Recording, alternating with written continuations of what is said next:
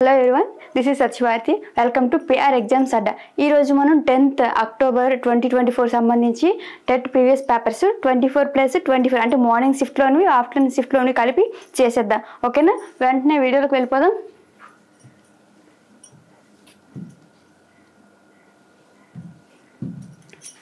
ఇక్కడ first question చూడండి. కుంభాకార దర్పణము ఏర్పరచు ప్రతిబింబ లక్షణం ఏంటి అని అడిగారు. అంటే కుంభాకార దర్పణం యొక్క ప్రతిబింబం ఏ విధంగా ఉంటుందని అడిగారు. ఆప్షన్ చూద్దాం.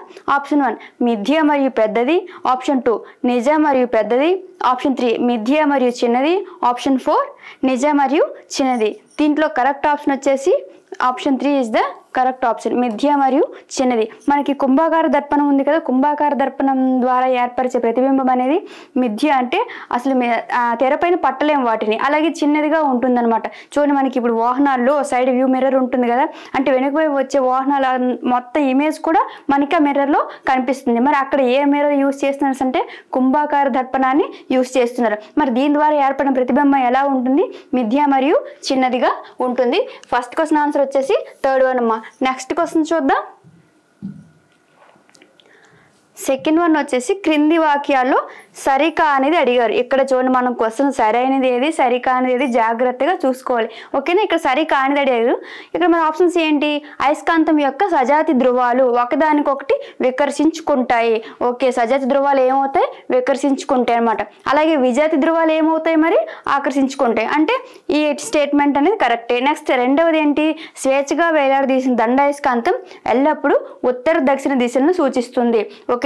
ఉత్తర దక్షిణ ధ్రువాలను చూపుతుందని అంటే ఇది కూడా కరెక్టే. మనకి ఎప్పుడు కూడా దండాయస్కాంతం అనేది స్వేచ్ఛగా వేలాడదీస్తే ఉత్తర మరియు దక్షిణ ధ్రువాలను సూచిస్తుంది. ఈ స్టేట్మెంట్ కూడా కరెక్టే. ఇక్కడ థర్డ్ చూడండి, దండాయస్కాంతపు ఆకర్షణ సామర్థ్యం మధ్య భాగంలో అధికంగా ఉంటుంది అని అన్నారు. ఈ స్టేట్మెంట్ మనకి రాంగ్. ఎందుకంటే దండాయస్కాంతం యొక్క అయస్కాంత సామర్థ్యం అనేది ఆ చివర్లు ఉంటాయి కదా ధ్రువాలు, ఈ ధ్రువాలు ఏవైతే ఉన్నాయో ఆ ధ్రువాల వద్ద అధికంగా ఉంటుంది, మధ్య భాగంలో పూర్తిగా శూన్యంగా ఉంటుంది అనమాట. ఓకే, అల్పంగా లేదా మరి శూన్యంగా ఉంటుంది. అలాగే అయస్కాంతాన్ని మెగ్నీషియాలో కనుగొన్నారు. ఓకే, ఈ స్టేట్మెంట్ కూడా కరెక్టే. అంటే మనకి సరికానిది ఏది?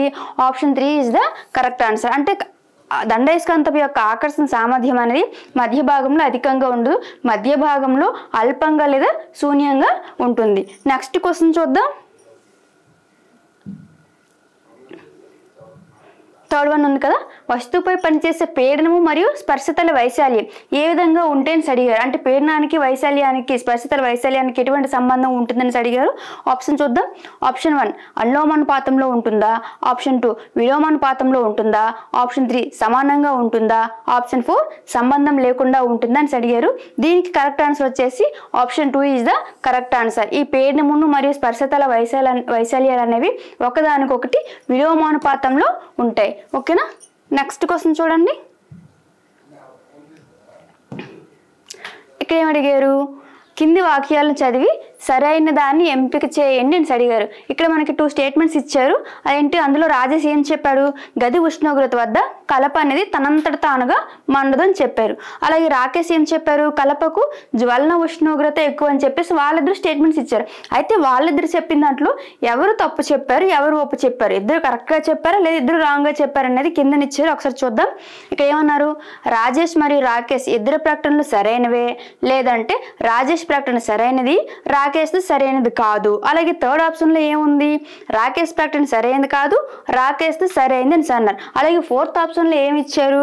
రాజేష్ మరియు రాకేష్ ఇద్దరు ప్రకటనలు సరైనవి కావు అని అన్నారు. అయితే మనకి ఇక్కడ కరెక్ట్ ఆన్సర్ ఏంటి అంటే చూడమ్మా, ఇక్కడ second one is the correct answer. అంటే రాజేష్ ప్రకటన కరెక్టే, కానీ ఇక్కడ రాకేష్ ప్రకటన అనేది కరెక్ట్ కాదు. ఎందుకంటే గది ఉష్ణోగ్రత వద్ద కలప అనేది తనంతట తానుగా మండదు, అది కరెక్టే. నెక్స్ట్ రాకేష్ ఏం చెప్పాడు? కలపకు జ్వలన ఉష్ణోగ్రత తక్కువ అని అన్నాడు, అది రాంగ్ స్టేట్మెంట్.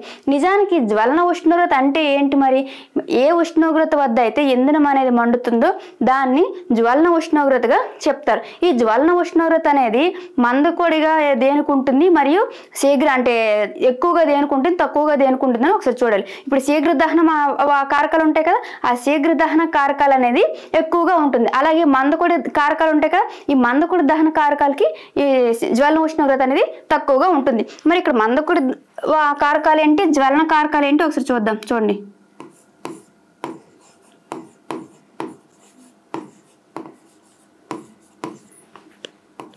మందకొడి జ్వలన లేదా దహన కారకాలు.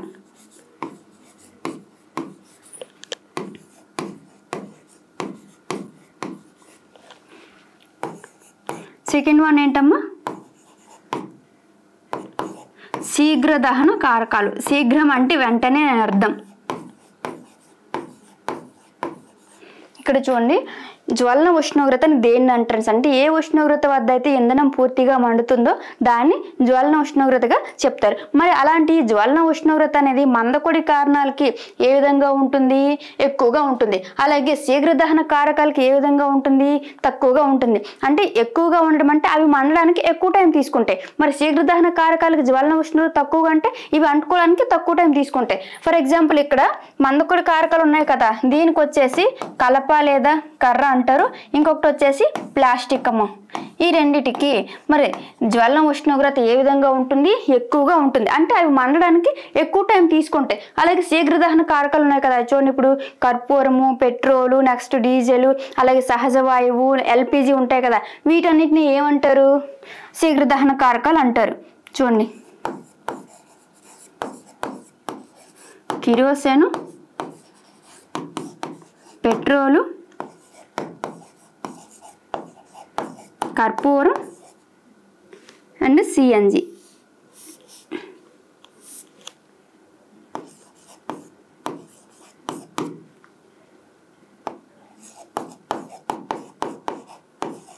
కర్పూరం అండ్ సిఎన్జి వీటికేమో శీఘ్ర దహన కారకాలకి జ్వలన ఉష్ణోగ్రత తక్కువగా ఉంటుంది. అంటే వీటికి దగ్గరగా మంటను తీసుకొని వెళ్ళామనుకోండి వెంటనే అంటుకుంటుంది అనమాట. అంటే దీనికి శీఘ్ర దహన కారకాలకి జ్వలన ఉష్ణోగ్రత అనేది ఏ విధంగా ఉంటుంది? తక్కువ అంటే ఎక్కువ తక్కువగా ఉంటుంది అన్నమాట. అంటే మనకి కలపకు జ్వలన ఉష్ణోగ్రత తక్కువగా ఉంటుంది అన్నారు కదా, ఇక్కడ మందకొడి దాంట్లో ఏముంది? కలప ఉంది. దీనికి జ్వలన ఉష్ణోగ్రత ఏ విధంగా ఉంది? ఎక్కువ ఉంది. అంటే ఈ స్టేట్మెంట్ అనేది రాంగ్, ఈ స్టేట్మెంట్ అనేది కరెక్ట్. అంటే మనకి కరెక్ట్ ఆన్సర్ ఏంటమ్మా? రాజేష్ ప్రకటన సరైంది, రాకేష్ ప్రకటన అనేది సరైంది కాదు. Option 2 is the right answer. Next question చూద్దాం. అధిక పరిభ్రమణ కాలం గల గ్రహం ఏది అని అడిగారు. చూడండి, అధిక పరిభ్రమణ కాలం. మరి పరిభ్రమణము అంటే ఏంటంటే భూమి అనేది తన చుట్టూ తాను తిరుగుతూ సూర్యుని చుట్టూ తిరగడాన్ని పరిభ్రమణంగా చెప్తాం. అలాగే భూమి తన చుట్టూ తాను తిరగడానికి ఏమంటారు?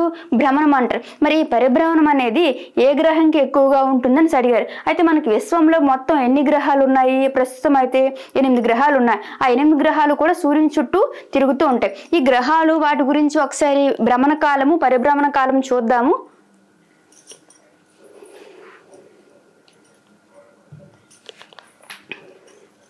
ఇక్కడ చూడండి, మనకి గ్రహాలు మొత్తం ఎన్ని ఉన్నాయి? ప్రస్తుతం అయితే గ్రహాల సంఖ్య 8 ఉన్నాయి. ఈ గ్రహాలు అనేవి ఏం చేస్తాయి? సూర్యుని చుట్టూ తిరుగుతూ ఉంటాయి. ఈ గ్రహాలు అనేవి సూర్యుని చుట్టూ తిరుగుతూ ఉంటాయని చెప్పేసి ఎవరు చెప్పారు? సూర్యకేంద్రక సిద్ధాంతంలో నికోలస్ కోపర్నికస్ చెప్పారు. అయితే మనకి ఇక్కడ సూర్యుడు ఉందనుకోండి, ఇది సన్. మరి సన్ చుట్టూ తిరిగేవి గ్రహాలు, జస్ట్ ఈ సన్ అనుకోండి. ఈ సన్కి కొంచెం దగ్గరలో ఉండేది బుధుడు, ఓకేనా? అలాగే అంటే వరుస క్రమంలో అనమాట, అంటే దూరం ప్రకారం అనమాట. బుధుడు తర్వాత ఎవరున్నారు? శుక్రుడు ఉన్నారు. మరి శుక్రుడు తర్వాత ఎవరుంటారు? భూమి ఉన్నారు. మరి భూమి తర్వాత 4వ గ్రహం ఏంటి? అంగారకుడు.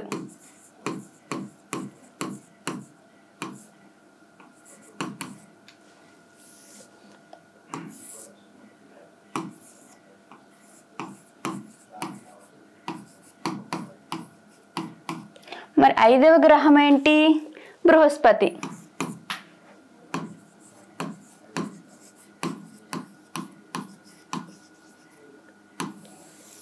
6వదైతే శని. 7వదైతే యురేనస్.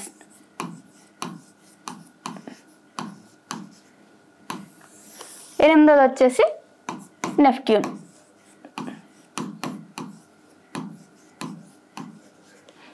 చూడమ్మా, మొదటిది బుధుడు, 2వది శుక్రుడు, 3వది భూమి, 4వది అంగారకుడు, 5వది బృహస్పతి, 6వది శని, 7వది యురేనస్, 8వది వచ్చేసి నెప్ట్యూన్. ఇవేంటి? సూర్యుడి నుంచి దూరం ప్రకారం. అలా కాకుండా పెద్ద వాటిలో ఏది అంటే గ్రహాలన్నిటిలో పెద్దది ఏది అంటే బృహస్పతి పెద్దదిగా చెప్తాము. చూడండి, రెండవ పెద్దది శని, మూడవ పెద్దది యురేనస్, నాలుగవ పెద్దది నెప్ట్యూన్, ఐదవ పెద్దది వచ్చేసి భూమి, ఆరవ పెద్దది శుక్రుడు, ఏడవ పెద్దది అంగారకుడు, లాస్ట్లో అన్నిటికంటే చిన్నది ఏది బుధుడు. ఓకేనా. మరి నెక్స్ట్ ఇక్కడ చూడండి, ఈ 4 ఉన్నాయి కదా, బుధుడు, శుక్రుడు, భూమి, అంగారకుడు. వీటిని ఏమంటారు? అంతర్గ్రహాలు, ఇన్నర్ ప్లానెట్స్ అంటారు. ఇవి ఏంటి? రాళ్లతో నిండి ఉంటాయి. అలాగే ఇక్కడ బృహస్పతి నుంచి నెప్ట్యూన్ వరకు ఉన్నాయి కదా, వీటిని బాహ్య గ్రహాలు అంటారు. ఇవి అనేవి వాయువులతో కూడుకుని ఉంటాయి. అలాగే ఇక్కడ అంగారకుడికి బృహస్పతికి మధ్యలో ఏముంటాయంటే గ్రహ శకలాలు ఉంటాయి. వీటిని ఆస్టరాయిడ్స్ అంటారు. గ్రహ శకలాలు, ఆస్టరాయిడ్స్. ఓకేనా. ఇవన్నీ కూడా ఆస్టరాయిడ్స్ లేదా గ్రహ శకలాలు అంటారు. ఇంగ్లీష్లో ఆస్టరాయిడ్స్, తెలుగులో గ్రహ శకలాలు అంతే. మరి వీటికి ఉపగ్రహాలు ఎన్ని ఉన్నాయని అన్నీ ఒకసారి చూద్దాం. దీనికి బుధుడికి ఎలాంటి ఉపగ్రహాలు ఉండవు, శుక్రుడికి ఎలాంటి ఉపగ్రహాలు ఉండవు, భూమికి ఒకే ఒక ఉపగ్రహం ఉంటుంది, అది చంద్రుడు. అలాగే అంగారకుడికి 2 ఉపగ్రహాలు ఉంటాయి. నెక్స్ట్ బృహస్పతి ఉంది కదమ్మా, బృహస్పతి, బుధుడు, శుక్రుడు, భూమి. ఇక్కడ అంగారకుడికి 2. బృహస్పతి ఉంది కదా, ఈ బృహస్పతికి వచ్చేసి 79, శనికి వచ్చేసి చూడండి ఇది శని, శనికి వచ్చేసి 82, యురేనస్ ఉంది కదా దీనికి 27, నెప్ట్యూన్ ఉన్నాయి కదా 14. ఇవన్నీ కూడా ఏంటి? గ్రహాలు. ఇవన్నీ కూడా చూడండి, ఉపగ్రహాలు. ఓకేనా. ఇవన్నీ కూడా ఏంటి? ఉపగ్రహాలు. బుధుడికి శుక్రుడికి ఎలాంటి ఉపగ్రహాలు లేవు అంటే 0, భూమికి 1. భూమికి ఉన్న ఏకైక ఉపగ్రహం, సహజ ఉపగ్రహం ఏది అంటే చంద్రుడు. అలాగే భూమి తర్వాత మనకి అంగారకుడు 2 ఉపగ్రహాలు ఉన్నాయి. బృహస్పతికి 79, శనికి 82, యురేనస్కి 27, నెప్ట్యూన్కి 14 ఉపగ్రహాలు ఉన్నాయి. మరి వీటి యొక్క భ్రమణ కాలము, పరిభ్రమణ కాలం చూసుకునేటట్లయితే ఇక్కడ చూడండి, ఫస్ట్ భ్రమణ కాలం ఉంది కదా, ఇది భ్రమణ కాలం రాస్తున్నాను. భ్రమణ కాలం అంటే గ్రహం అనేది తన చుట్టూ తాను తిరగడం అనమాట. తన చుట్టూ తాను తిరగడాన్ని భ్రమణంగా చెప్తారు. మరి బుధుడికి భ్రమణ కాలం ఎన్ని రోజులు ఉంటుందని అంటే 58 రోజులు ఉంటుంది. శుక్రుడికి ఎన్ని రోజులు ఉంది? 243 డేస్ ఉంటుంది. మరి ఈ భూమికి ఎన్ని రోజులు ఉంటుంది? 1 రోజు ఉంటుంది. ఈ అంగారకుడికి ఎన్ని రోజులు ఉంటుంది?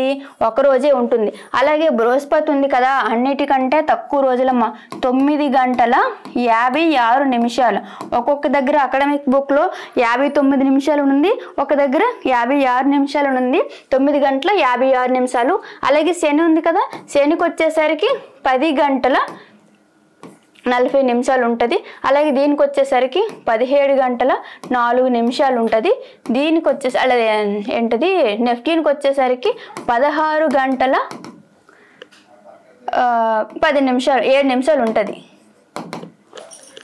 16 గంటల 7 నిమిషాలు. ఇవి 40 నిమిషాలు. ఇవి చూడండి, ఇది భ్రమణ కాలం. బుధుడికి ఎన్ని రోజులు? 58 రోజులు. మరి శుక్రుడికి ఎన్ని రోజులు? 243 రోజులు. భూమికి 1 రోజు, అంగారకుడికి 1 రోజే. నెక్స్ట్ బృహస్పతికి 9 గంటల 56 నిమిషాలు, శనికి 10 గంటల 40 నిమిషాలు, అలాగే యురేనస్కి 17 గంటల 4 నిమిషాలు, నెక్స్ట్ నెప్ట్యూన్కి వచ్చేసి 16 గంటల 7 నిమిషాలు భ్రమణ కాలం. మరి పరిభ్రమణ కాలం ఏ విధంగా ఉంది ఒకసారి చూడండి. పరిభ్రమణ కాలం వచ్చేసరికి దీనికి 88 రోజులు ఉంటుంది. ఓకేనా. 88 రోజులు. శుక్రుడికి వచ్చే అంటే బుధుడికి 88 రోజులు, శుక్రుడికి వచ్చేసరికి 255 రోజులు.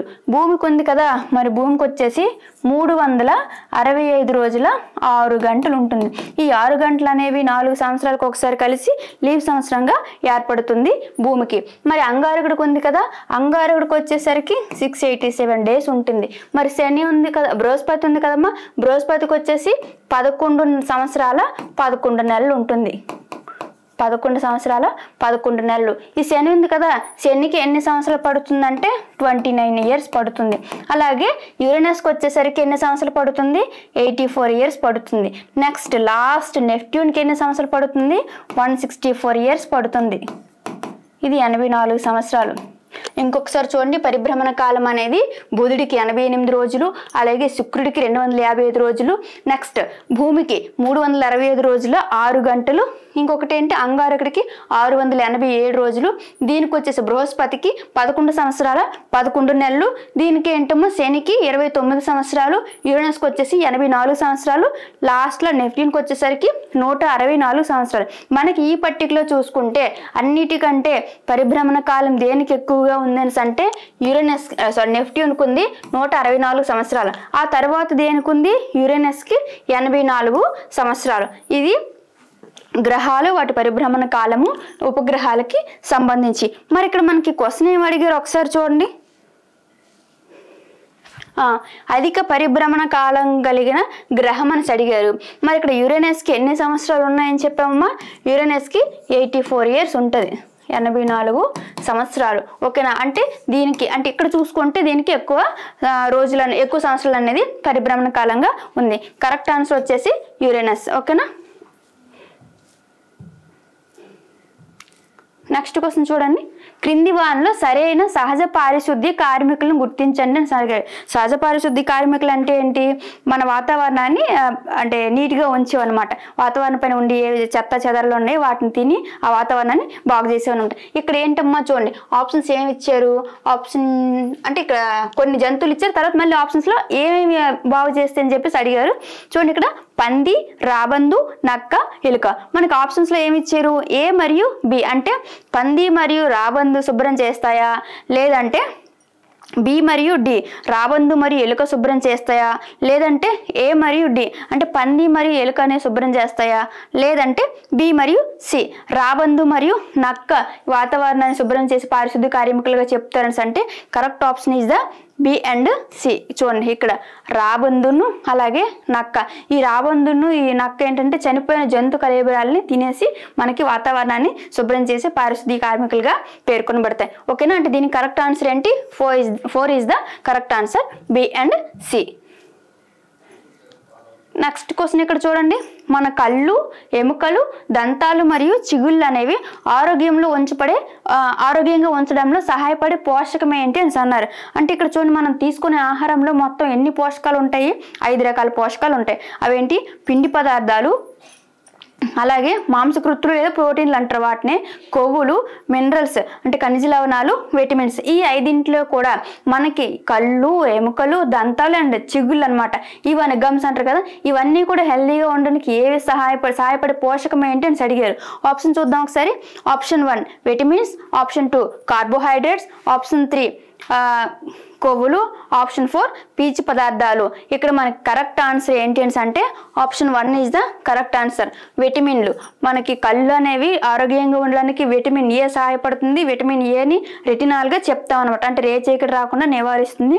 అలాగే ఈ ఎముకలు, దంతాలు ఉన్నాయి కదా, ఎముకలు, దంతాలు అలాగే చిగుళ్ళు అనేవి ఆరోగ్యంగా ఉండడానికి మనకి విటమిన్ డి సహాయపడుతుంది. విటమిన్ డి మనకి సూర్యరశ్మి ద్వారా కూడా లభిస్తుంది. ఓకేనా? అంటే దీనికి కరెక్ట్ ఆన్సర్ ఏంటమ్మా? విటమిన్లు. Option 1 is the correct answer. Next question చూడండి. 8th 1 కవాటాలు కలిగిన నాళాలు ఏంటి అని అడిగారు. ఇక్కడ ఏంటి ఇచ్చారు? రక్తకేశ నాళికలు, సిరలు, లింఫ్ నాళాలు, దమనులు. వీటిలో ఒక 2 కవాటాలు ఉంటాయి, మిగతా వాటికి ఉండవంట. అవి ఏంటవి?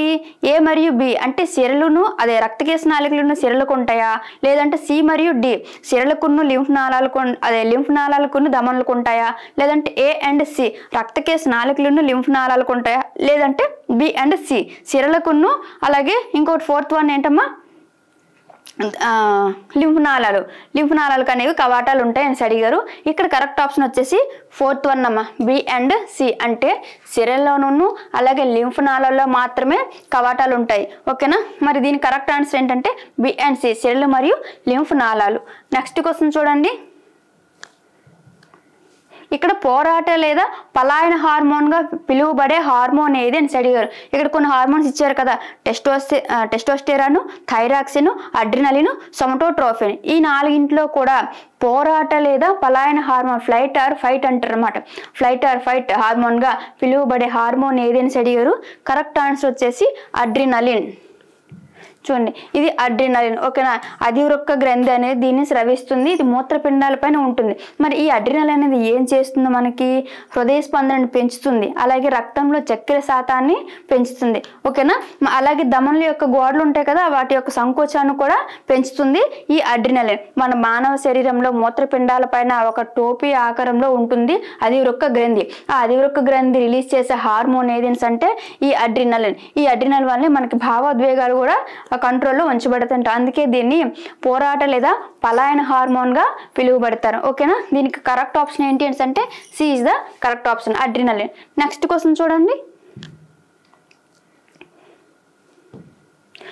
ఇక్కడ చిప్కో ఉద్యమం ఎంతో ప్రాచుర్యం పొందింది. అయితే 1970లో చిప్కో ఉద్యమం ఎంతో ప్రాచుర్యం పొందింది.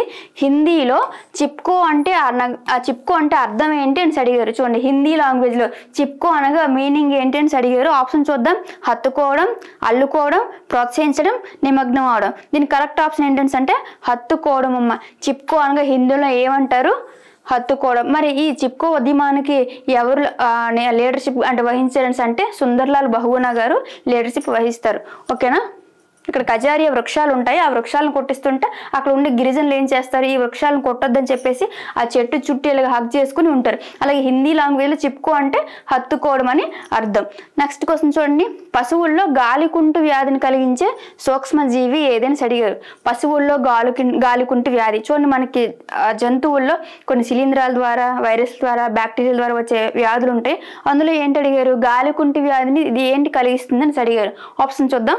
Option 1 virus, option 2 bacteria, option 3 శిలీంధ్రం, ఆప్షన్ 4 ప్రోటోజోవా. దీనికి గాలికుంటు వ్యాధికి కారణమైన సూక్ష్మజీవి ఏదైనా అంటే virus is the correct answer. 12th one చూడండి. మనం ప్రపంచ వార్తలను, సమాచారాన్ని ప్రింట్ రూపంలో దీని ద్వారా పొందవచ్చు. ప్రింట్ రూపంలో, ప్రింట్లో ఉండేది చదవడానికి దేని ద్వారా చదువుతుంది అడిగారు. వార్తాపత్రిక, రేడియోనా, రికార్డరా, టీవీ. చూడండి, ఇక్కడ మనకి కరెక్ట్ ఆప్షన్ ఏంటి అంటే వార్తాపత్రిక. రేడియో ద్వారా, టేప్ రికార్డర్ ద్వారా వింటాం, టీవీ ద్వారా చూస్తాం. ఇవి ప్రింట్ రూపంలో ఉండవు. కేవలం మనకి వార్తాపత్రికలు అనేవి ప్రింట్ ద్వారా సమాచారాన్ని మనకి తెలియజేస్తాయి. నెక్స్ట్ క్వశ్చన్ చూడండి. ఇక్కడ ఉత్తర అమెరికా ఖండానికి పశ్చిమ దిక్కులో గల మహాసముద్రం ఏదని అడిగారు. ఆప్షన్ చూద్దాం. ఆప్షన్ 1 అట్లాంటిక్ మహాసముద్రం, ఆప్షన్ 2 పసిఫిక్ మహాసముద్రం, ఆప్షన్ 3 ఆర్కిటిక్ మహాసముద్రం, ఆప్షన్ 4 అంటార్క్టికా మహాసముద్రం. ఇక్కడ మనకి ప్రపంచంలో మొత్తం ఖండాలు ఎన్ని ఉన్నాయి? 7 ఖండాలు ఉన్నాయి. అలాగే సముద్రాలు ఎన్ని ఉన్నాయి? అదే మహాసముద్రాలు అయితే 5 మహాసముద్రాలు ఉన్నాయి. అందులో మనకి ఏం అడిగారు? ఇక్కడ ఉత్తర అమెరికా ఖండానికి అని అన్నారు. ఇక్కడ జస్ట్ కొంచెం మ్యాప్ వేస్తాను చూడండి. ఇక్కడ యూరోప్ ఉంటుంది జస్ట్ అనుకోండి, నాకు అంతగా ఏం బొమ్మ రాదు. ఇటువైపు ఇలాగా ఆసియా ఉంటుంది. ఓకేనా. ఇది వచ్చేసి ఆఫ్రికా, ఇది యూరోపు, ఇది ఆసియా, ఇది వచ్చేసి ఆఫ్రికా.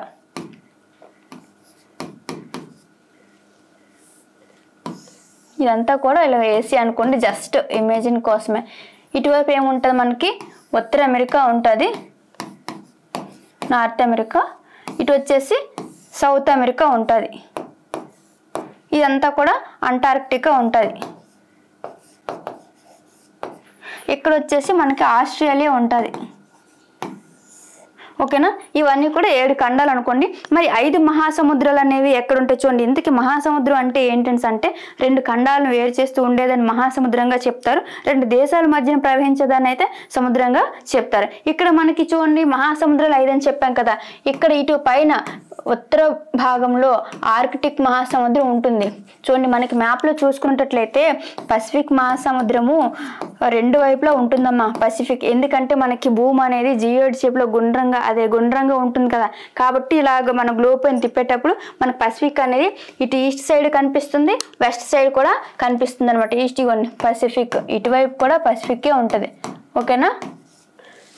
నెక్స్ట్ ఇటువైపు పసిఫిక్ ఉంటుంది, ఇటువైపు కూడా పసిఫిక్ ఉంటుంది. ఈ మధ్యలో వచ్చేసి అట్లాంటిక్ ఉంటుంది,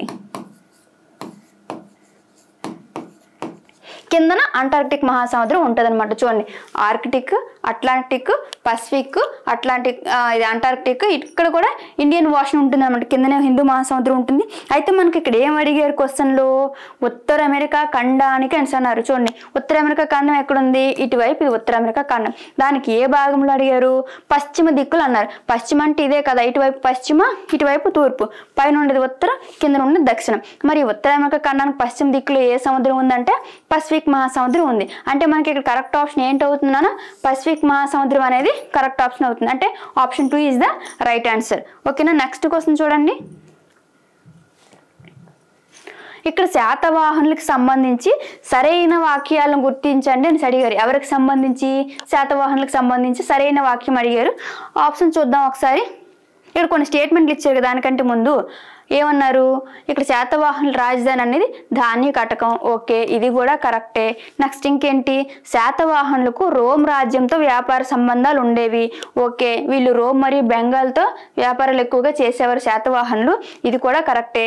నెక్స్ట్ త్రిసముద్రాధీశ్వర అనే బిరుదు అనేది యజ్ఞశ్రీ శాతకర్ణికి కలదన్స్ అన్నారు కదా, ఇది కాదమ్మా. ఇక్కడ చూడండి, అంతకుముందు వీడియోలో కూడా మనకు వచ్చింది త్రిసముద్రాధీశ్వర అనే బిరుదు అనేది ఎవరికి ఉందని చెప్పేసి. త్రిసముద్రాధీశ్వర అనే బిరుదు అనేది చూడండి 23వ రాజు అయిన గౌతమిపుత్ర శాతకర్ణికి త్రిసముద్రాధీశ్వర అనే బిరుదు ఉంటుంది. మొత్తం 30 మంది రాజులు ఉంటారు శాతవాహనులు. మత్స్య పురాణం ప్రకారం 30 మంది రాజులు ఉంటే అందులో 23వ రాజే గౌతమిపుత్ర శాతకర్ణి. ఈ శాతవాహనులందరిలో కూడా గొప్పవాడు, అతనికి త్రిసముద్రాధీశ్వర అనే బిరుదు ఉంటుంది, యజ్ఞశ్రీ శాతకర్ణికి కాదు. నెక్స్ట్ ఇక్కడ ఏంటి ఇచ్చారు, శాతవాహనులు హిందూ మతాన్ని అనుసరించారు. ఓకే, ఇది కూడా కరెక్టే. వాళ్ళు ఏం చేశారు, హిందూ మతాన్ని అనుసరించారు, అలాగే బౌద్ధ మతాన్ని ఆదరించి ఆ బౌద్ధ మతం కోసం ఇవన్నీ కూడా అంటే కొన్ని ఆరామాలు అన్నీ ఉంటాయి కదా, అవి కూడా కట్టడం జరుగుతుంది. ఓకేనా, బోధిక ఉపాసిక బోధించి ఉంటారనమాట, ఆవిడనేవారు కడతారు జైన ఆలయాల్ని. నెక్స్ట్ ఇక్కడ మనకి మరి ఏంటి కరెక్ట్, ఇది కూడా కరెక్టే, ఇది రాంగ్. అంటే ABD ABD అనేవి మనకి ఎందులో ఉన్నాయేమో ఇక్కడ చూడండి, ఆప్షన్ 1లో ABD అనేది కరెక్ట్. అంటే మనకి option 1 is the correct answer. ఓకేనా, నెక్స్ట్ క్వశ్చన్ చూద్దాం.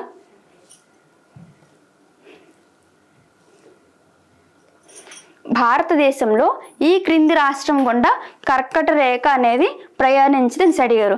ఆప్షన్స్ ఏంటి ఇచ్చారు, Gujarat, option 2 Mizoram, option 3 Chhattisgarh, option 4 Assam. అయితే మనకి భారతదేశంలో కర్కాటక రేఖ అనేది ఏ రాష్ట్రాలు గుండా ప్రయాణించదు అని తెలియాలంటే ముందుగా కర్కట రేఖ అనేది భారతదేశంలో ఏ రాష్ట్రాలు గుండా ప్రయాణిస్తుందో తెలియాలి. అయితే మనకి భారతదేశం గుండా కర్కట రేఖ అనేది ఎన్ని రాష్ట్రాల గుండా ప్రయాణిస్తుంది అని అంటే 8 రాష్ట్రాల గుండా ప్రయాణిస్తుంది. మొత్తం ఎన్ని రాష్ట్రాలు, 8 రాష్ట్రాలు. అయితే చిన్నప్పటి నుంచి మీకు ఆల్రెడీ కోడ్ తెలిసే ఉంటుంది. నేనైతే ఈ విధంగా గుర్తుపెట్టుకున్నాను, లైన్ కూడా ఇదే.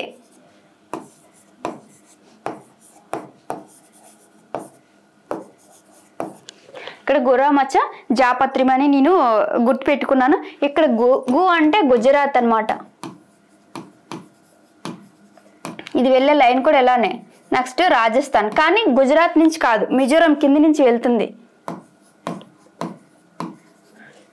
రాజస్థాన్ చూడండి, ఇది మధ్యప్రదేశ్. ఓకేనా, మహారాష్ట్ర కాదు, మధ్యప్రదేశ్. నెక్స్ట్ చా అంటే ఛత్తీస్గఢ్.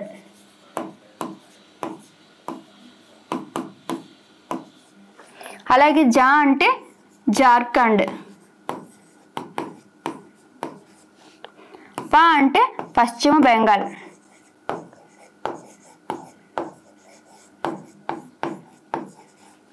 ఇక్కడ 3 అంటే త్రిపుర.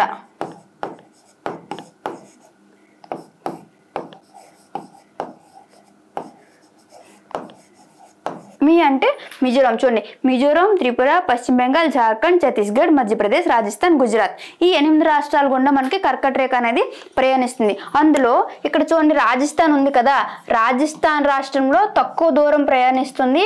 అలాగే మధ్యప్రదేశ్ ఉంది కదా, మధ్యప్రదేశ్ రాష్ట్రంలో అతి ఎక్కువ దూరము ప్రయాణిస్తుంది. అన్ని రాష్ట్రాల కంటే తక్కువ రాష్ట్రం ఏది రాజస్థాన్లో, ఎక్కువ రాష్ట్రం ఏది మధ్యప్రదేశ్లో ప్రయాణిస్తుంది. మరి ఇక్కడ చూడండి మనకి రాష్ట్రం గుండా ఏ రాష్ట్రం గుండా ప్రయాణించదని అడిగారు కదా, గుజరాత్లో ఉంది ఓకే, మిజోరాంలో ఉంది ఓకే, ఛత్తీస్గఢ్లో ఉంది ఓకే, అస్సాంలో లేదమ్మా. అంటే దీనికి కరెక్ట్ ఆప్షన్ ఏంటి అంటే option 4 is the correct answer, Assam. ఇక్కడ చూడండి రాజ్యసభలో ప్రస్తుతం మొత్తం ఎన్నుకోబడిన సభ్యుల సంఖ్య ఎంత అని అడిగారు. ఇక్కడ చూడండి మనకి రాజ్యసభలో మరి ప్రస్తుతం మొత్తం సభ్యుల సంఖ్య ఎంత అంటే 245. ఓకేనా, ఇక్కడ చూడండి ప్రస్తుతం మొత్తం ఎన్నుకోబడిన సభ్యుల సంఖ్య అని అడిగారు. మనకి రాజ్యాంగంలో సెంట్రల్లో లోక్సభ, రాజ్యసభ 2 ఉంటాయి. మరి లోక్సభలో ఎంతమంది ఉన్నారు ప్రస్తుతం అంటే 543 మెంబర్స్ ఉన్నారు. అప్పట్లో 545 ఉండేవారు. వాళ్ళు ఏంటి, 2 ఆంగ్లో ఇండియన్స్ రాష్ట్రపతి నామినేట్ చేసేవారు, అది తీసేశారు. ఇప్పుడు ఎంతమంది ఉన్నారు లోక్సభలో అంటే ప్రెసెంట్ 543 మెంబర్స్ ఉన్నారు. 543 ఓకే, 543 మెంబర్స్ ఉన్నారు. అలాగే మరి రాజ్యసభలో ప్రస్తుతం ఎంతమంది ఉన్నారని అంటే 245 మెంబర్స్ ఉన్నారు. అందులో 245 మెంబర్స్ ఉన్నారు కదా, ఈ 245 మెంబర్స్లో ఇందులో 233 233 ఉంది కదా, ఈ 233 ఏంటంటే రాష్ట్రాల నుంచి ఎన్నుకోబడతారు. అలా కాకుండా రాజ్యసభకి మరి మొత్తం ఎంతమందిని రాష్ట్రపతి నామినేట్ చేస్తారని అంటే 12 మంది నామినేట్ చేస్తారు. చూడండి ఇక్కడ 233 + 12 245 అయింది కదా. రాజ్యసభలో ప్రస్తుతం మొత్తం సభ్యులు అయితే 245, అందులో వివిధ రాష్ట్రాల నుంచి ఎన్నుకోబడిన సభ్యులు అయితే 233. అలా కాకుండా రాష్ట్రపతి అంటే ప్రెసిడెంట్ గారిచే నామినేట్ చేయబడిన పర్సన్స్ ఎంతమంది అని అంటే 12 మంది. ఓకేనా. మరి ఇక్కడ ప్రస్తుతం ఎన్నుకోబడిన సభ్యులు ఎంతమంది అని అంటే 233 is the correct answer. Option 1 is the correct answer. Next question చూడండి. మళ్ళీ ఇక్కడ ఏమన్నారు, బౌద్ధ మతానికి సంబంధించి సరికాని వాక్యాన్ని రాయండి అని అన్నారు. ఇక్కడ బౌద్ధ మతం, ఈ మతానికి సంబంధించి సరికాని వాక్యం అని అడిగారు. మరి ఇక్కడ బౌద్ధ మతాన్ని మరి ఎవరమ్మా ప్రవేశపెట్టారు? గౌతమ బుద్ధుడు ప్రవేశపెట్టాడు. అతని యొక్క ఫస్ట్ నేమ్ ఏంటి? సిద్ధార్థుడు. అతను బోధిగయ వృక్షం కింద తనకి జ్ఞానోదయం అయింది కాబట్టి అతనికి బుద్ధుడిగా పేరు మార్చబడుతుంది. అయితే మరి ఈ గౌతమ బుద్ధుడు ప్రవేశపెట్టిన బౌద్ధ మతంలో కొన్ని స్టేట్మెంట్స్ ఇచ్చారు. అందులో సరికానిది ఏంటి అని అడిగారు. ఇక్కడ ఏంటి ఇచ్చారు? ఫస్ట్ గౌతమ బుద్ధుని బోధనలు ఆర్య సత్యాలు అంటారు. ఓకే, ఇది కూడా కరెక్టే. ఆర్య సత్యాలు ఎన్ని? మరి 4 ఉన్నాయి. అవేంటివి? ఈ దుఃఖానికి కారణం కోరికలు, ఈ దుఃఖ నివారణకి కోరికలను త్యజించాలి. నెక్స్ట్ కోరికలు అనేవి పోవడానికి మనం ఏం చేయాలి? అష్టాంగ మార్గాన్ని పాటించాలని చెప్పేసి ఈ ఆర్య సూత్రాలు అనేవి చెప్పబడింది. అలాగే బౌద్ధ మత పవిత్ర గ్రంథాలు ఏంటి? త్రిరత్నాలు అని అన్నారు. చూడండి ఇక్కడ బౌద్ధ మత పవిత్ర గ్రంథాలు అనేవి త్రిరత్నాలు కాదు, త్రిపీఠకాలు. చూడండి బౌద్ధ మత పవిత్ర గ్రంథాలను ఏమంటారు? త్రిపీఠకాలు అంటారు. త్రిపీఠకాలు అవి ఎన్ని ఉన్నాయి మొత్తం? చూడండి పేరులోనే ఉంది కదా, త్రిపీఠకాలు మొత్తం 3. అవి ఏంటంటే ఆనందుడు రాసిన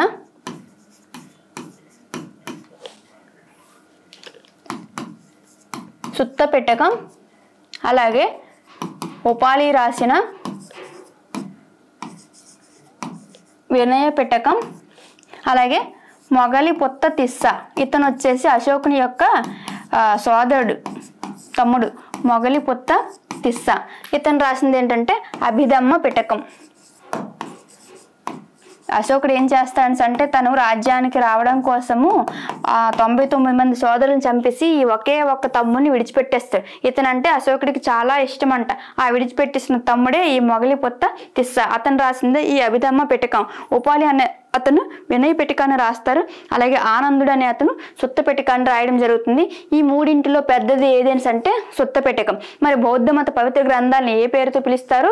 త్రిపీఠకాలతో పిలుస్తారు. మరి ఇక్కడ ఏమన్నారు? త్రిరత్నాలు అన్నారు కాబట్టి ఇది రాంగ్. ఇంకొకటి ఏంటి? బుద్ధుడు కుశీనగర్లో నిర్యాణం పొందారు, అంటే కుశీనగరంలోనే చనిపోయారు. ఓకే, ఇది కూడా కరెక్టే. నిర్యాణం అంటే చనిపోవడం అనమాట. బుద్ధుని ప్రకారం మోక్షాన్ని సాధించడమే జీవిత పరమార్థం. అతను ఏం చెప్పారు? మనకు జీవిత పరమార్థం కోసం మోక్షాన్ని సాధించాలి. మరి మోక్షం అంటే అర్థం ఏంటంటే అంటే పునర్జన్మ లేకపోవడమే మోక్షం. ఇది కూడా కరెక్టే. మనకి అంటే రాంగ్ అయిన స్టేట్మెంట్ ఏదైనా అంటే option 2 is the correct answer. అంటే బౌద్ధ మత పవిత్ర గ్రంథాలను ఏమంటారు? త్రిపీఠకాలతో పిలుస్తారు.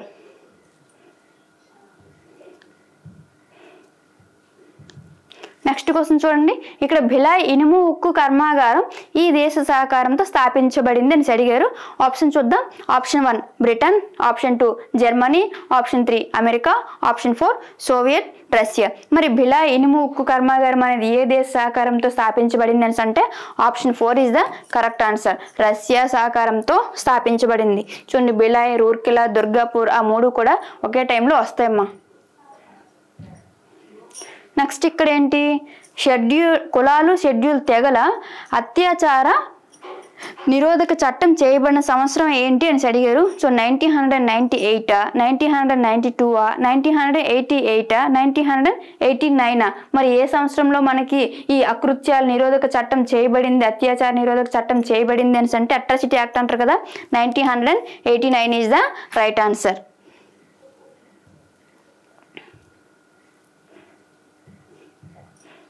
ఇక్కడ స్టేట్మెంట్స్ ఏమి ఇచ్చారు? సరికాని జతను గుర్తించండి అని అడిగారు. అంటే ఇందులో రాంగ్ స్టేట్మెంట్ ఏది అని అడిగారు. పద్మశ్రీ అవార్డు అందుకున్న మొదటి భారతీయ మహిళా శాస్త్రవేత్త జానకి అమ్మాల్. ఓకే, చూడండి, ఈవిడ మహిళా శాస్త్రవేత్త. ఈవిడ పద్మశ్రీ అందుకున్న వారిలో మొట్టమొదటి మహిళా శాస్త్రవేత్త ఎవరని అంటే జానకి అమ్మాల్. ఇది కూడా కరెక్టే. అలాగే అంతరిక్షంలోకి అడుగు పెట్టిన తొలి భారతీయ మహిళ ఎవరని అడిగారు. సునీత విలియమ్స్. ఇది రాంగ్ అమ్మ. చూడండి, అంతరిక్షంలోకి అడుగు పెట్టిన తొలి భారతీయ మహిళ ఎవరని అంటే కల్పన చావ్లా. ఓకేనా. ఇక్కడ మరి అంటే ఇది మనకి రాంగు. లేడీ సచిన్గా పిలువబడిన వారు ఎవరని అంటే మితాలి రాజ్. అలాగే భారతదేశంలో మొదటి దృష్టిలోపం ఉన్న ఐఏఎస్ అధికారిని ఎవరని అంటే ప్రాంజల్ పాటిల్. ఓకేనా. ఇక్కడ మనకి అంతరిక్షంలోకి అడుగుపెట్టిన ప్రపంచంలో తొలి మహిళ అయితే వాలెంటినా తెరెస్కోవా, ఆవిడది రష్యా. అలా కాకుండా భారతీయ మహిళ అయితే నెక్స్ట్ మనకు సునీత విలియమ్స్ కాదు, కల్పన చావ్లా. కల్పన చావ్లా గారు హర్యానా రాష్ట్రానికి చెందినవారు. హర్యానా రాష్ట్రానికి చెందిన కల్పన చావ్లా గారు భారతదేశం తరపున అంతరిక్షంలోకి అడుగుపెట్టిన మొట్టమొదటి భారతీయ మహిళ. ఓకేనా. లేడీ సచిన్గా మితాలి రాజ్ పిలువబడ్డారు. అతి తక్కువ కాలంలో 7,000కు పైగా పరుగులు చేసి లేడీ సచిన్గా పేరు పొందారు. ఓకేనా. ఈవిడ అంటే ప్రాంజల్ పాటిల్ అంటే పుట్టినప్పటి నుంచి అందులోపం ఉన్నా సరే తన అంటే ఆత్మవిశ్వాసాన్ని కోల్పోకుండా ఐఏఎస్ అధికారిని అవుతుందమ్మా. ఓకేనా. ఇక్కడ ఏం అడిగారు. నగర పంచాయతీ ఏర్పాటుకు కావలసిన జనాభా. ఇక్కడ చూడండి, మనకి ఈ పాపులేషన్ ప్రకారమే మనకి నగరము అలాగే మున్సిపల్ కార్పొరేషన్ అనేవి డివైడ్ చేయబడతాయి. మరి ఇక్కడ మనకి ఏం అడిగారు. నగర పంచాయతీ అడిగారు. నగర పంచాయతీకి మరి ఎంత పాపులేషన్ ఉండాలి అని అంటే ఇక్కడ చూడండి 5,000 నుంచి 10,000 లేదంటే 20,000 నుంచి 40,000 40,000 నుంచి 3 lakhs లేదా 50,000 నుంచి 5 lakhs అని అడిగారు. మనకి ఇక్కడ నగర పంచాయతీ అడిగారు కదమ్మా.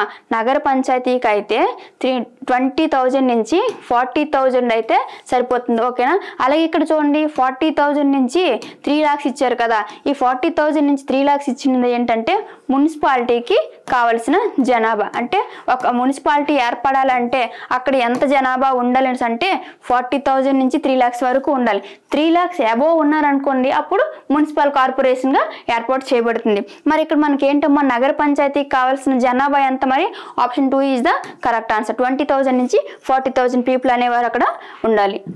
నెక్స్ట్ క్వశ్చన్ చూడండి. 210 ఇక్కడ ఎన్ని 210 మంచు కురవని రోజులు అవసరమైన పంట ఏదని అడిగారు.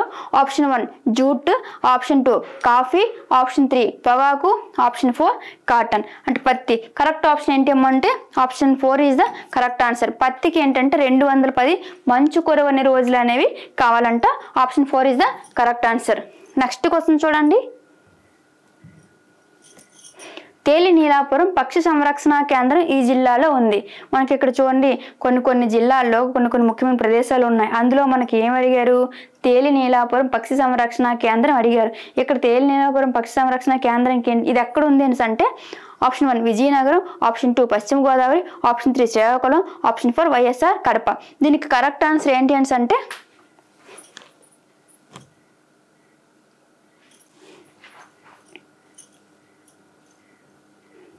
ఇక్కడ చూడండి తేలి నీలాపురం పక్షి సంరక్షణ కేంద్రం ఏ జిల్లాలో ఉంది అంటే కరెక్ట్ ఆప్షన్ వచ్చేసి శ్రీకాకుళం అమ్మ. ఇక్కడ దీన్ని తేలి నీలాపురం పక్షి కేంద్రం అనేది శ్రీకాకుళంలో ఉంది. ఇక్కడ ఏంటంటే మనకి సైబీరియా నుంచి పక్షులు అనేవి వలస రావడం జరుగుతుంది. ఎప్పటి నుంచి ఎప్పటి వరకు మార్చి నుంచి సెప్టెంబర్ వరకు కూడా అక్కడ పక్షులన్నీ శ్రీకాకుళంలో తేలి నీలాపురం పక్షి సంరక్షణ కేంద్రానికి వలస వస్తాయి. ఓకేనా. నెక్స్ట్ క్వశ్చన్ చూడండి. మార్చి నుంచి సెప్టెంబర్ వరకు వస్తే శ్రీకాకుళంలో ఉంది తేలి నీలాపురం పక్షి సంరక్షణ కేంద్రం. నెక్స్ట్ ఇవి వచ్చేసి ఈ 25 నుంచి ఉన్నాయి కదా ఆఫ్టర్నూన్ సెషన్లో ఉండే బిట్స్ అనమాట. ముందు చెప్పిన మార్నింగ్ సెషన్లో బిట్స్ అన్నీ కూడా 10th మార్నింగ్ సెషన్, ఇది 10th ఆఫ్టర్నూన్ సెషన్. అలాగే సమతల దర్పణం అనేది సమాన పరిమాణం మిథ్యా ప్రతిబింబం ఉంటుంది. మరి కుంభాకార దర్పణానికి ఏ ప్రతిబింబం ఉంటుంది? ఆల్రెడీ ముందు సెషన్లో వచ్చింది కదమ్మా. మరి ఇక్కడ ఒకసారి ఆప్షన్ చూడండి.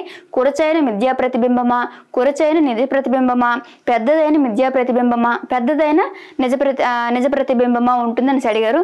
దీనికి కరెక్ట్ ఆప్షన్ వచ్చేసి కురచైన మిథ్యా ప్రతిబింబం ఉంటుంది. ఓకేనా. Option 1 is the correct answer. కొరచైన మిథ్యా ప్రతిబింబం. చూడండి మనకి కుంభాకార దర్పణంలో ఆ కిరణాలన్నీ కూడా ఒకే ప్లేస్లో వికేంద్రీకృతం అవుతాయి, అందుకే దాన్ని వికేంద్రీకృత దర్పణంగా పిలుస్తారు. అలాగే అపసారి దర్పణంగా కూడా పిలుస్తారు కుంభాకార దర్పణాన్ని. దీన్ని ఏం చెప్పాము, వాహనాలు యొక్క హెడ్ లైట్స్ ఉంటాయి కదా, వీటిని సైడ్ వ్యూ మిర్రర్స్ ఉంటాయి కదా, ఈ సైడ్ వ్యూ మిర్రర్స్లో దీన్ని రియల్ వ్యూ మిర్రర్గా ఉపయోగిస్తారు. Thank you everyone. All the best. అందరికీ మంచి మార్క్స్ తెచ్చుకోవడానికి ట్రై చేయండి.